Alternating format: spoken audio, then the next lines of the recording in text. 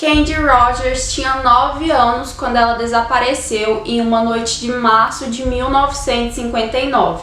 E por mais de 60 anos, os policiais, amigos e familiares dela se perguntaram o que havia acontecido com ela e quem era o responsável pelo seu desaparecimento e assassinato. Vários policiais trabalharam no caso, mas sem sucesso. Muitos anos se passaram, algumas pessoas se foram, mas ninguém nunca desistiu do caso. E finalmente, em novembro de 2021, 62 anos após os fatídicos acontecimentos, o mistério foi resolvido. E eu te conto tudo o que aconteceu depois da vinheta.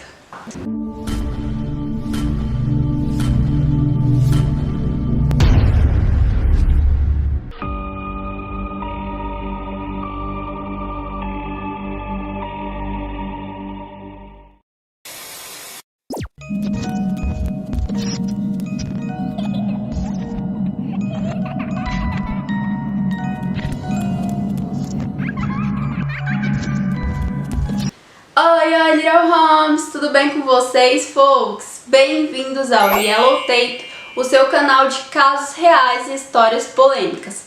Eu sou a JBB, a sua contadora de histórias criminais e casos bizarros. Toda semana eu vou trazer vídeos novos, então eu recomendo fortemente que vocês se inscrevam no canal para não perder nada. Hoje nós vamos falar de um caso que é provavelmente o caso mais antigo já solucionado, ou um dos mais antigos, pelo menos dentre os casos que eu já ouvi falar. Os detetives demoraram tanto tempo para encontrar respostas que eles apelidaram o caso Candy Rogers de um Monte Everest dos casos frios, que são casos não solucionados sem novas pistas. I keep saying it's the Mount Everest of our cold cases, the one that we could never seem to overcome, but at the same time nobody ever forgot. Mas antes da gente começar a história, eu gostaria de me desculpar por não ter conseguido postar vídeos na última semana. Em minha defesa, eu me mudei de casa, fiquei doente, sem voz, sem computador. Mas já está tudo normalizado, ou melhor, quase tudo. A casa ainda está um caos e minha saúde não está das melhores. E meu computador parece um Frankenstein. Mas enfim, logo logo eu normalizo tudo, além de trazer novidades para o canal. Então fiquem atentos. E agora, sem mais delongas, vamos ao caso. Candy Elaine Rogers, mais conhecida como Candy, nasceu em 1950 nos Estados Unidos.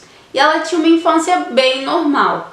Aos 9 anos, ela morava com os pais e estava no 5º ano do ensino fundamental na Holmes Elementary School, além de fazer parte do grupo de escoteiras Campfire Girls, na categoria Bluebirds para membros mais jovens, onde ela tinha várias amigas.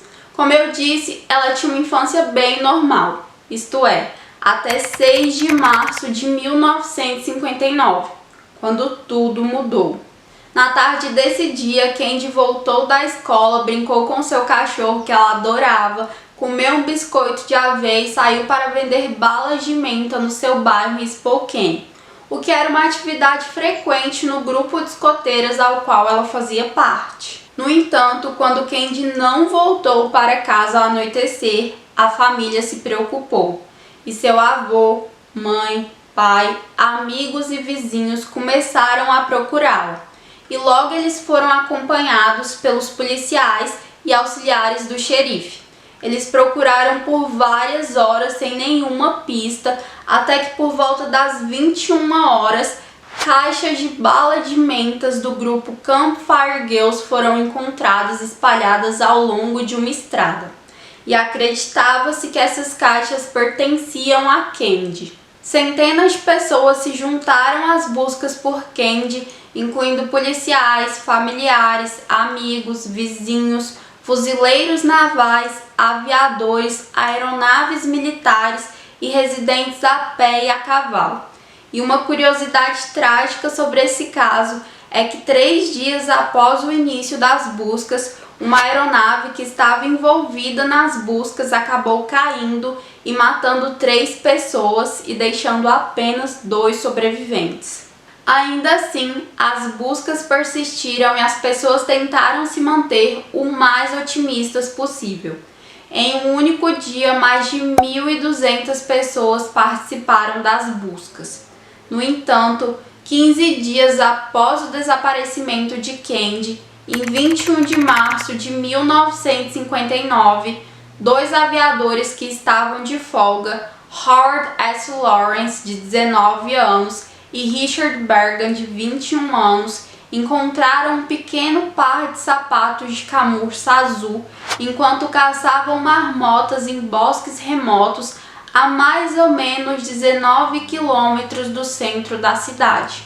Os policiais confirmaram com a família e os sapatos realmente pertenciam a Candy. Então, no dia seguinte, eles voltaram para aquele local e procuraram mais por lá até que eles a encontraram. E ela havia sido sexualmente abusada e estrangulada com as próprias peças de roupa. O corpo de Candy foi encontrado a cerca de 6 quilômetros do Spokane Falls Community College, embaixo de várias folhas de pinheiro, a mais ou menos 40 metros da Old Trails Road. E na época, os detetives determinaram que ela havia sido abusada antes de ser estrangulada com parte da anágua que ela utilizava, enquanto a outra parte havia sido utilizada para amarrar suas pernas. O crime foi tão bárbaro e tão inesperado que chocou a todos da cidade. E todos os moradores de Spokane começaram a tentar ajudar de alguma forma. Várias dicas chegaram, mas nenhuma levou ao assassino de Candy. Os investigadores se empenharam ao máximo, investigando década após década, sem nunca desistir. Infelizmente para a família Rogers, o assassinato brutal da Candy e a falta de respostas seriam pesos muito grandes para serem suportados. Não muito após o desaparecimento e descoberta do corpo de Candy, os pais dela, Elaine e Carl, acabaram se separando. E em junho de 1963, o Carl tirou a própria vida aos 44 anos de idade. A Elaine faleceu em setembro de 2006, sem nunca descobrir o que de fato havia acontecido com a filha naquela fatídica noite de março de 1959. Mas voltando ao caso, junto ao corpo de Candy, foram encontrados chicletes sabor uva colados ao suéter e casaco dela. E isso fez com que os policiais ligassem aquele caso ao serial killer Hugh Byron Morse, que tinha predileção por chiclete sabor uva e era conhecido pelo assassinato de 4 mulheres, sendo 2 delas de Spokane. E essas suspeitas foram corroboradas pelas acusações de um homem que fazia parte do mesmo grupo de motoqueiros ao qual Morse pertencia. Morse negou qualquer envolvimento no crime cometido contra Candy e em 2001, quando os testes envolvendo DNA se tornaram um pouco mais acessíveis, os detetives conseguiram comprovar que o DNA encontrado no corpo de Candy não era compatível com o DNA do Morse e ele foi excluído da lista de suspeitos. Ainda assim, ele foi condenado a 2 prisões perpétuas pelos crimes que ele havia cometido e faleceu na prisão em 2003 enquanto cumpria essas sentenças. Em 2008, quando o caso foi atribuído ao detetive Brian Hammond, cerca de metade dos suspeitos que ele estava investigando ativamente já estavam mortos. Mas como eu disse, os policiais de Spokane nunca desistiram do caso Candy. Dentre os principais suspeitos investigados por Brian estavam Alfred Graves e James Howard Barnett. O Alfred era um homem de 50 anos que tirou a própria vida utilizando monóxido de carbono no dia em que o corpo da Candy foi encontrado. Na época, ele foi investigado e acusado por tentativa de contato inapropriado com mulheres. Enquanto os policiais investigavam o quarto dele, eles encontraram recortes de jornais de mulheres e crianças que haviam sido molestadas. Além disso, os policiais encontraram grampos de cabelo e cordas dentro da caminhonete do Alfred. E um detalhe importante sobre o caso é que uma das fotos do corpo de Candy parecia indicar que uma corda havia sido amarrada na cintura dela. Contudo, nenhuma corda foi encontrada no local onde o corpo da Candy estava. O outro suspeito investigado por Brian, James Howard Barnett, tinha 49 anos e também morava em Spokane quando o crime aconteceu. Ele cometeu suicídio em 1960, 4 dias após ser preso sob a suspeita de abuso infantil. E quando os policiais foram conversar com a viúva dele, ela disse: "Aquele matou Candy Rogers, né?" E embora não tivesse sido revelado na época, o James escreveu na cela da prisão: "Eu pequei contra Deus." Como eu falei, estes eram os principais suspeitos investigados por Brian. Todavia, mesmo com todo o esforço empregado por Brian e sua equipe, nenhuma nova pista foi encontrada, nem que descartasse nem que confirmasse o envolvimento de algum dos dois no caso, e mais anos se passaram. O detetive Brian trabalhou por 16 anos no caso Candy Rogers e ele sempre se manteve pensando que algum dia alguém resolveria aquele caso, e ele afirmou que estava tentando ser essa pessoa. No entanto, em 2020 ele passou o caso para o sargento Zack Storm. I didn't let that enter into my thinking. I thought somebody would solve it. I was trying to be that somebody. Assim que o sargento Zack assumiu o caso, ele submeteu o DNA que eles haviam conseguido isolar das roupas e corpo de Candy tantos anos antes. Ele tinha a esperança de que com as novas tecnologias existentes, alguma nova pista surgiria por meio do DNA. A ideia era reexaminar tudo que eles tinham para ver se algo novo apareceria. Em 2020, ele entrou em contato com um laboratório especializado, mas o laboratório recusou a análise, dizendo que o DNA já estava muito degradado para funcionar. Isso foi um balde de água fria, mas não o suficiente para fazer o detetive desistir. E ele sabia que pela quantidade de anos que já haviam se passado e pela quantidade de detetives que haviam se envolvido no caso, que o DNA havia sido preservado da melhor forma possível. Então, em 2021, ele resolveu tentar de novo. Ele entrou em contato com um laboratório especializado em árvores genealógicas, ou, utilizando o termo técnico, genealogia genética forense, que é uma técnica que consiste em encontrar familiares de pessoas suspeitas de cometer um crime a partir do DNA. Eu não vou me adentrar nas tecnicidades dessa análise, mas os genealogistas da Outram, que foi o laboratório responsável pela análise, conseguiram traçar um perfil genealógico que ajudou a reduzir a lista de suspeitos em potencial a 3 irmãos. Dos 3, apenas John Hoff tinha filhos, então o sargento Zack entrou em contato com Cat Hoff, que era a filha do John. Ele disse para ela que talvez ela tivesse informações cruciais para a resolução de um caso de assassinato ocorrido em 1959. Ela tinha certeza de que ela não tinha nenhuma informação útil, mas quando o sargento disse que o responsável poderia ser o pai dela ou um dos tios dela, ela concordou em ceder o DNA. Quando os resultados chegaram, os especialistas concluíram que o DNA da Cat era 2,9 milhões de vezes mais provável de fazer parte da combinação genealógica encontrada nas amostras de DNA que estavam nas roupas e corpo da Candy do que qualquer pessoa aleatória do público seria, o que era bem alto.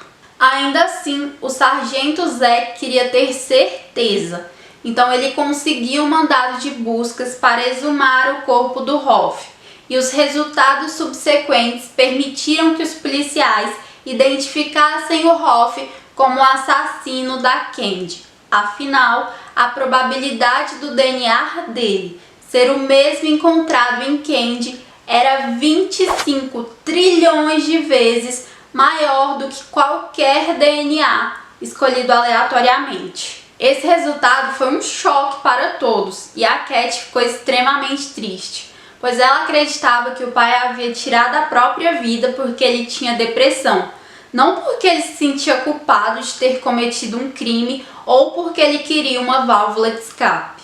And he committed suicide. I had lived most of my life thinking he did it because he was very depressed or something, and now I think, no, you know, he was evil. He was evil, and there was an escape in a way from it, but he got to die with people thinking he was an upstanding man, and he wasn't. Já a família da Candy, que ainda está viva, ficou muito feliz com a resolução do caso, mesmo que a sensação de tristeza nunca vá passar. I feel like Candy's loss was just a horrible loss. She was so cute.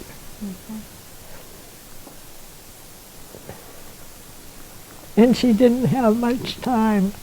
I wish that we would have known who killed her when they were still alive, her mom and dad and her grandparents. She was an only child, her mom was an only child, and so that's really sad that they passed away with not knowing who had taken their granddaughter and daughter's life. So I hope everybody's at peace now. I know that we are. Mas afinal, quem era John Hoff? John Haig Hoff nasceu em 11 de agosto de 1938 e cresceu no quarteirão 2500 da West College Avenue. E ele tinha 17 anos quando ele entrou para o exército, onde ele serviu na Coreia como escrituário de estoque. Na época do crime, ele tinha 20 anos e morava a cerca de 1 quilômetro de onde a Candy morava. Não se sabe ao certo como ele conheceu a Candy ou se ele a conhecia, mas acredita-se que a possível conexão tenha sido estabelecida através da meio-irmã mais nova dele, que na época tinha 10 anos e era uma espécie de irmã mais velha da Candy no grupo de escoteiras ao qual ela fazia parte. Afinal, a Candy ainda era uma Bluebird e ela queria subir até o último nível das escoteiras. O John tinha um histórico de pequenos delitos durante a adolescência e em 1961 ele foi condenado por agarrar uma mulher, despila, amarrá-la com suas próprias roupas e estrangulá-la antes de fugir. A mulher sobreviveu e o denunciou, de modo que ele foi condenado a 6 meses de prisão, o que pra mim é uma pena bem... Como assim, seu juiz? Mas essa condenação fez com que ele fosse considerado um desertor e fosse dispensado do exército, o que fez com que ele vivesse o restante de sua vida vendendo talheres de porta em porta e trabalhando em uma serralheria e em um frigorífico, onde ele sofreu uma queimadura química no rosto. E aos 31 anos de idade, ele tirou a própria vida. O capitão aposentado da polícia de Spokane, Richard O'Bardin, que foi um dos policiais a encontrar o corpo da Candy, disse que estava feliz por ver o caso encerrado. Abre aspas. Eu agradeço a Deus por ter vivido tempo suficiente para ver o fim deste caso. Fecha aspas. E dentre as várias coincidências que permearam esse caso, incluindo o fato da foto do John Hoff estar a 10 páginas de distância do caso Candy, no livro escrito pela polícia de Spokane, por crimes totalmente não relacionados, está o fato dos dois terem sido enterrados no mesmo cemitério. E após descobrir que John era o responsável pelas atrocidades cometidas contra a Candy, a Cat resolveu retirar o corpo do John do cemitério em que ele se encontrava para que a Candy pudesse finalmente descansar em paz.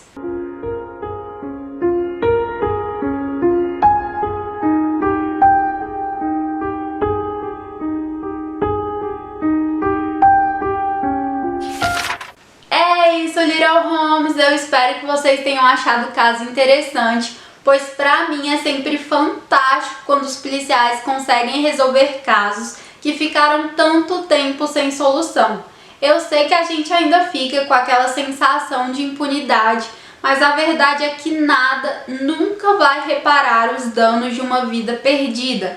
e pelo menos a resolução do caso traz um acalento para o coração daqueles que ficaram e uma sensação de justiça para todos que trabalharam no caso.